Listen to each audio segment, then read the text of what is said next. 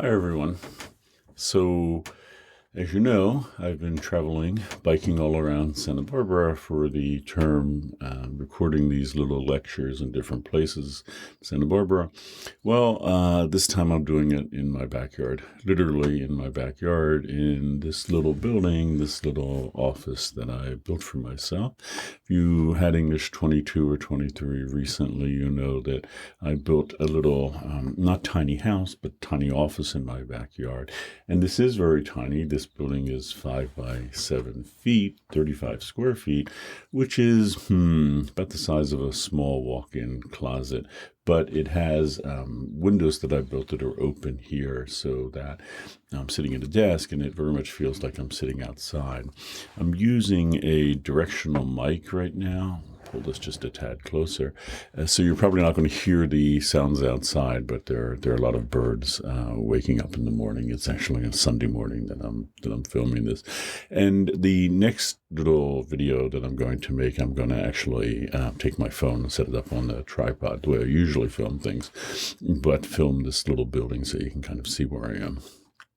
So the final lecture that I'm going to make is about, of course, this film on climate justice, in the world, which is produced by the United Nations. We've dealt with climate justice throughout the term, and we've met people from around the world, like Shrishti Bajpai and Patrick Bond in India and Africa, who dealt with it.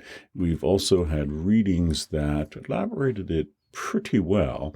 So the Pope, for example, I think does a pretty darn good job of introducing climate justice. But this was actually commissioned by the United Nations for policymakers, and I think it does a wonderful job of sort of pulling everything together. The issue here, however, is kind of difficult for us to wrap our heads around.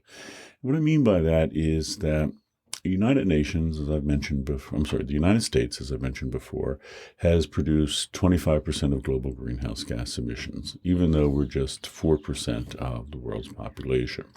And as you know from Ram, who came to visit our class, who was the person who worked on the article, we also know that roughly the poorest half of the planet, 3 billion people, the poorest 3 billion people, have contributed just 5% of global greenhouse gas emissions. So there's the problem. If you know nothing about environmental justice, just knowing that should be pretty striking, that tremendous inequity here between who's producing all these emissions and who will suffer most by them, which are people around the world, mostly people who have done virtually nothing to contribute to the greenhouse gas emissions and to the climate crisis itself.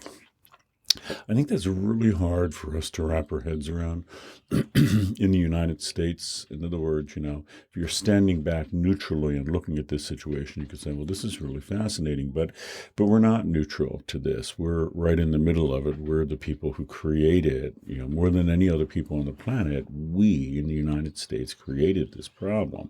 And I think that's really hard for people to come to grips with. People are often deeply in denial of it, but we can't deny it. We have to confront it, however hard that may be.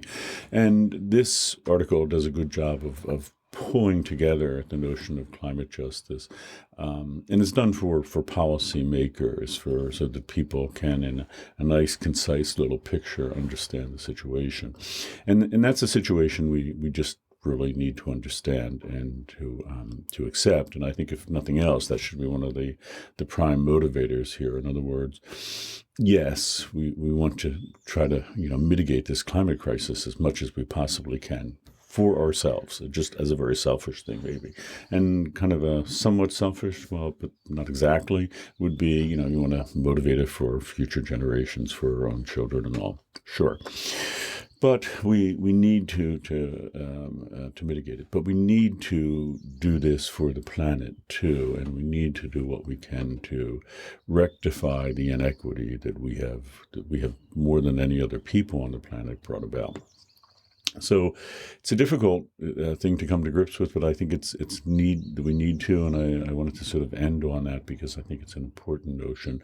But we'll also end on a happier note with the documentary they're going to watch this week, The Biggest Little Farm, which what I'm going to do is film it outside this building in a minute. Insofar as there's a lot that we can do, there's a lot that we can do to rectify this, and in some sense, just mentioned The Biggest Little Farm. It sort of is an example of both activism, but how we can rectify it. So you come to this part of the earth that's not been taken care of, kind of in shambles, and you can see how it gets turned around in that documentary, which is rather extraordinary. So, okay, so this is the second to the last of the documentaries that we've had, of the little talks that I've given. So yeah, I'm gonna kind of miss doing these every Sunday morning, but okay, well, take care, and I hope you enjoy the reading, but especially enjoy the film this week.